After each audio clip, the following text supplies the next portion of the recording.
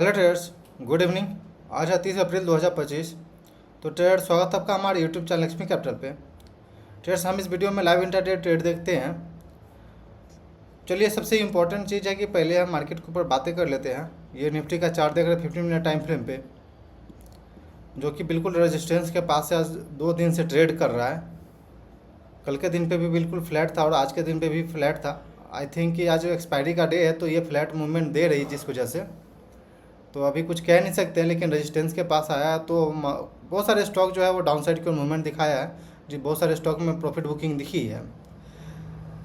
अगर हम bank Nifty का बात करें तो सेम अपने प्रीवियस रेजिस्टेंस से फॉल करना शुरू किया है और डाउन साइड की ओर यहाँ पे मूवमेंट दिखा रही है, जो कि 200 लगभग 250 रुपये माइनस में भी चल रहा है। सेम कंडीशन निफ्टी 500 के साथ ही है। जब तक हम इस रेजिस्टेंस के ऊपर नहीं ब्रेक करके सस्टेन करते हैं, तब तक कोई नया मूवमेंट हम एक्सपेक्ट नहीं कर सकते ट्रेड्स। बट हाँ, अगर हम डाउन साइड की ओर आते हैं तो एक अच्छा सा मूवमेंट दे सकता है डाउन साइड की ओर ट्रेड्स। तो ट्रेड्स, ओवरऑल मार्केट बिल्कुल मिक्स था। अगर स्मॉल कैप और मिड कैप का बात करें, स्मॉल कैप 100 और मिड कैप का बात करें, तो लगभग ये 1% के आसपास ही कहीं टूटा हुआ है। काफ़ी अच्छा पहले सेलिंग हुआ है, जो कि रेजिस्टेंस जैसा फेस कर रहा है। और स्मॉल कैप का बात करें तो ये लगभग 1% से ज़्यादा टूटा हुआ है। 1.7% तक ये टूटा हुआ है। स्मॉल कैप में प्रॉफिट बुकिंग चल रही है। मेरा पोर्टफोलियो भी बिल्कुल स्मॉल कैप पे ज़्यादा है, जिस वजह से ये मेरा पोर्टफोलियो भी आज लगभग डाउन ही साइड ज़्यादा दिख रही है। लगभग 1% तक हम लोग डाउन साइड की ओर जा चुके हैं, जो कि 1800 माइनस में चल रहा है अभी। ट्रेड्स, हम एक स्टॉक जो है पहले से आइस में एक हम होल्ड कर रहे हैं, जिसमें कि बिल्कुल पोजिशनल ट्रेड ही है। हम चार्ट पे चलेंगे, इसके बारे में बातें करेंगे। तो हमने आज क्लोजिंग बेसिस पे कुछ क्वांटिटी ऐड किया। अभी मार्केट क्लोज नहीं हुई है, 3:15 हो रहा है। तो क्लोजिंग बेसिस पे ही हमने और क्वांटिटी इसमें ऐड किया है, क्योंकि अगर मेरा रिस्क और रिवार्ड के हिसाब से बात किया जाए तो आइस मैक एक बार चार्ट खोल लेते हैं हम। तो ट्रेड्स, ये आइस मैक का चार्ट है और सिंपल सा पहले ये ब्रेकआउट दिया था, देन इसके बाद ये सस्टेन करने का कोशिश कर रहा है। तो आई थिंक कि ओवरऑल मार्केट में थोड़ा सा पुल बैक दिखा है, तो जिस वजह से यह स्टॉक भी डाउन साइड की ओर थोड़ा सा आया है। और कुछ ऐसा तो हमें इसमें नहीं दिख रहा है प्रॉब्लम। अगर हम थोड़ा सा वीकली टाइम फ्रेम पे इसे देखें तो वीकली टाइम फ्रेम पे भी काफ़ी अच्छा हमें दिख रहा है। तो हमने इसीलिए कुछ क्वांटिटी यहाँ पे वापस से ऐड कर लिया है। अगर स्टॉप लॉस का बात करें इसमें, इस स्टॉक में मेरे पास तो ट्रेड्स, इसमें मेरा लगभग 900 के पास का स्टॉप लॉस है इस ट्रेड में। जो ब्रेकआउट कैंडल है उसी का लो मेरा स्टॉप लॉस रहता है सिंपली। तो 900 के पास का मेरा स्टॉप लॉस है। 900 या 895 के पास हम इसमें से एग्जिट कर लेंगे ट्रेड्स, अगर ये ब्रेकआउट जो है फॉल्स ब्रेकआउट दे करके डाउन साइड की ओर आती है। नहीं तो इससे पहले हम अपना जो ट्रेड प्लान होता है, जो लॉजिक होती है ट्रेड में कैसे हम इंटर करते हैं, उसे तो हमने शेयर किया ही है। अगर आप मेरे नए सब्सक्राइबर हैं तो आपको भी बता दें कि पहले हम कोई भी स्टॉक में सिंपली, पहले तो ये नीचे साइड का आप देखेंगे तो ये तो मेरे पहले का गलती है, लेकिन हम इस चीज़ को अपने गलती से सीखते हुए आगे बढ़ना है। तो इस चीज़ जो गलती हमने किया है उससे सीखना है। तो उसी को सीखते हुए ही हम यहाँ पे ये चीज़ कर रहे हैं कि स्लोली पोजीशन बिल्ड करना है। जब तक इसमें प्राइस फॉलो थ्रू नहीं आती, अपसाइड को कोई ब्रेकआउट नहीं आ जाता, जो प्रीवियस स्विंग है उसका ब्रेकआउट दे करके हम लोग सस्टेन नहीं कर जाते, जब तक हम बिल्कुल मिनिमम क्वांटिटी पे रहेंगे।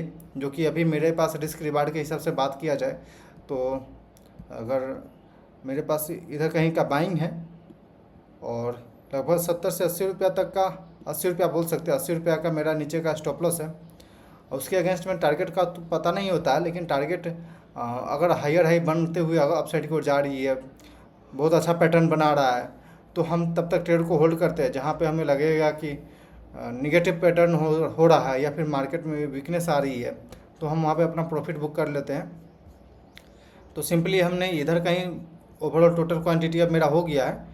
अब जब तक ये ऊपर नहीं आएगा, प्राइस में फॉलो थ्रू नहीं आएगा, तब तक हम कोई दूसरा पोजीशन भी नहीं बनाएंगे और इस पोजीशन को अभी हम थोड़ा सा होल्ड करेंगे। लेकिन हाँ, अब ये कितने दिन तक, अभी ये दिन भी यहाँ पे डिपेंड करता है। अगर 2 सप्ताह हो गया, 2 वीक हो गई, तो फिर हम यहाँ से फिर वापस हम जो मिलेगा हम उसे ही एग्जिट कर देंगे ट्रेड्स। ज़्यादा दिन तक इसमें फंसे नहीं रहना है कि ब्रेकआउट दे दिया तो फिर हम वापस इसमें फंसे रहें। 2 सप्ताह 3 सप्ताह तक हमें इसमें वेट करना, नहीं तो फिर हम इसे एग्जिट कर देंगे ट्रेडर्स। तो ये भी एक ध्यान में रखते हैं। तो ट्रेडर्स आप देखेंगे तो इंट्राडे में तो ट्रेड नहीं मिल पाया था कुछ, लेकिन थोड़ा सा इधर उधर हम बिजी थे। ये सब चार्ट पैटर्न कल के वीडियो में हमने शेयर किया था। जो ब्रेकआउट वाला वीडियो मेरा जाता है, स्टॉक एनालिसिस वाला वीडियो जो जाता है, उसके अंदर ये सब शेयर हमने किया था, जो कि ठीक ठाक परफॉर्मेंस दिखाया है, लेकिन बाइंग साइड तो नहीं हो पाया, सेलिंग साइड में ठीक ठाक। अगर सबसे पहले स्टॉल का बात किया जाए तो ट्रेडर्स ये ब्रेकआउट ही नहीं दे पाया, तो इसमें तो ट्रेड ही नहीं बनता है। विप्रो देखेंगे तो ट्रेडर्स सुबह में ब्रेकआउट आया, लेकिन वापस से ये निगेटिव कैंडल जैसा बना रहा है यहाँ पे, और ये डाउनसाइड की ओर आ गया। तो निगेटिव कैंडल बन रहा है, तो यहाँ पे भी ट्रेड नहीं ये था। गोदरेज कंज्यूमर प्रोडक्ट में ट्रेड्स ये ठीक ठाक एक बार एक स्ट्रॉन्ग कैंडल के साथ अपसाइड की ओर आया था, वापस पुल बैक आया। अगर आप इधर कहीं जो हम बोलते हैं कि पुल बैक पे ट्रेड करना है, तो वापस इस पुल बैक पे अगर हम ट्रेड लेते तो सिंपल यहाँ से लगभग 5 रुपये का रिस्क रहता, उसके अगेंस्ट में 10 रुपये का टारगेट आराम से अचीव हमें हो जाती। बट इसमें हम तो इंटर भी नहीं कर पाए, क्योंकि कॉन्फिडेंस ही नहीं आ रहा था, क्योंकि ओवरऑल मार्केट बिल्कुल अपने रेजिस्टेंस के पास है।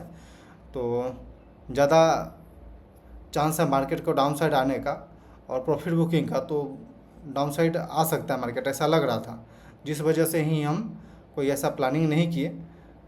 और अगला चार्ट पैटर्न सिप्ला का देखेंगे तो ट्रेड्स इसमें पुल बैक लगभग 12 बजे आया, तो 12 बजे पुल बैक आया, उसके बाद वापस कोई मूवमेंट ही नहीं आया। मार्केट क्लोज होने में उसके बाद टाइम ही नहीं बचता है, तो फिर क्या ट्रेड करें। LIC हाउसिंग फाइनेंस ट्रेडर्स यहाँ पे बाद में हमें दिखा था कि अपने सपोर्ट लेवल से भाग रहा है, बट वही बात हुआ कि भागते हुए ट्रेंड को पकड़ना नहीं चाहिए, या फिर भागते हुए शेयर को पकड़ना नहीं चाहिए। बस इसी थिंकिंग से हम यहाँ पे रुक गए।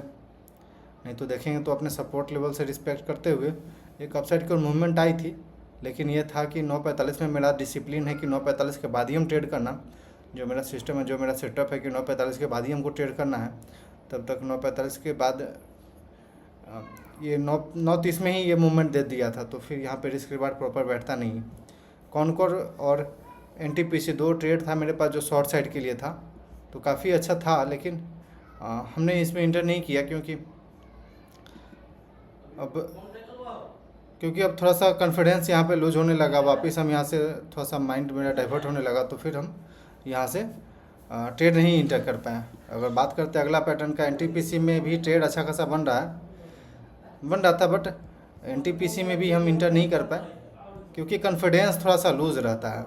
पता नहीं ऐसा क्यों होता है। डाउन साइड की ओर मेरा सेलिंग साइड में हम थोड़ा सा उतना अच्छा नहीं है, ये हमें पता है, जिस वजह से हम शॉर्ट नहीं कर पाते हैं, ये हमें पता है। लेकिन ये पैटर्न बहुत अच्छा था, अगर देखा जाए तो रेजिस्टेंस वापस ये ब्रेकडाउन, वापस ये रीटेस्ट, आई थिंक यहाँ पे शॉर्ट कर सकते थे हम। वही एक बार वीडियो में हमने बताया था कि जो अगर रेजिस्टेंस के पास में 4-5 कैंडल बन रहा है एकदम पास में जाकर के, तो आप वहाँ से शॉर्ट कर सकते हैं। जैसे ये 1 2 3 4 5 कैंडल के 4-5 कैंडल के आसपास हम शॉर्ट कर सकते थे इसे, बट हम नहीं कर पाए, क्योंकि कॉन्फिडेंस ही नहीं है। जब तक प्रैक्टिस अच्छा से नहीं होगा तब तक कॉन्फिडेंस नहीं आएगा ट्रेडर्स, तो इसलिए हम यहाँ पे इंटर भी नहीं कर पाए। तो देखेंगे तो पोजीशन बुक बिल्कुल खाली है, इंट्राडे के अंदर हम कुछ नहीं किए। ठीक है ट्रेडर्स, कोई बात नहीं, नहीं किए तो नहीं किए। गलत सलत करने से अच्छा है कि नहीं करना कुछ भी, शांति से बैठ के वेट करना, ये सबसे इम्पोर्टेंट होती है। तो ट्रेडर्स फिर मिलते हैं शाम में एनालिसिस वाला वीडियो में, देखते हैं क्या होती है। Okay traders, thanks for watching this video. Please like and subscribe my YouTube channel for more updates.